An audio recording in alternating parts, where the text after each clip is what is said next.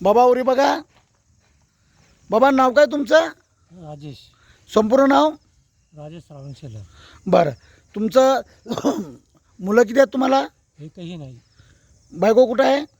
लग्नच केलेलं नाही. तुम्ही लग्नच केलं? वरती बघा माझ्याकडे लग्न. आई वडील कुठं आहेत? आईवडील वर गगन. कुणी नाही आहे तुम्हाला? बरं मित्रो हो, जय भीम.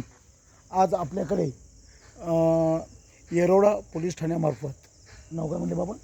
राजेश श्रावण शेलार. राजेश शेलार हे आपल्याकडे आज आपल्या आश्रममध्ये, आज कोरदासम अनाथ आश्रममध्ये हे बेवारस बाबा आज रोजी आपल्याकडे दाखल झालेले आहेत. मित्रो, ह्या मी येरोडा पोलीस ठाण्याचे आभार व्यक्त करतो की त्यांनी आपल्याला ह्या बेवारस बाबांना आपला सेवा करण्याची संधी दिली आहे. नाव काय तुमचं? पुढे अनिल भालेराव. हे अनिल भालेराव हे रिक्षा ड्रायव्हर आहेत. यांनी स्वतः बाबांना रिक्षामध्ये आपले घेऊन आलेले आहेत मित्रो. आणि यांना रिक्षाचं भाडं म्हणून नाव काय त्यांचं? हे थोरात. थोरात. नाव काय?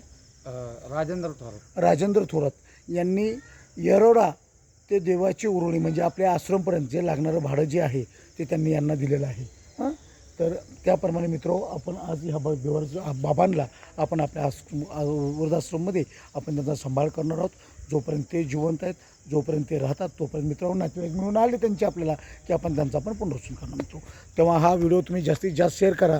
आणि बाबा तर म्हणतात बाबा नातेवाईक नाही आहेत ना तुम्हाला? कोण आहेत? भरपूर.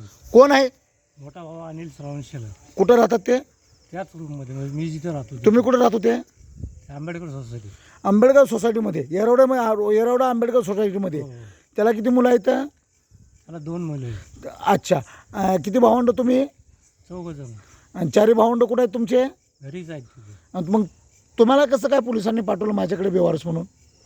आहेत जे 4 जण हां, सर्व बेकार आहे. चलो काही असो मित्र, परंतु त्यांनी तुम्हाला मुलं बाळं नाहीत ना? हो. अच्छा मित्र हो, या बाबांना भावंड आहेत परंतु ते त्यांच्या कुटुंबामध्ये सुखी आहेत. बाबांना सांभाळणारं कुणी नाही. कुणी नाही ना बाबा तुम्हाला सांभाळायला? नाही. कुणी नाही आहे. तुम्ही कसं जीवन जगत होते मग? चौकात आहे का ह्यांना विचारत.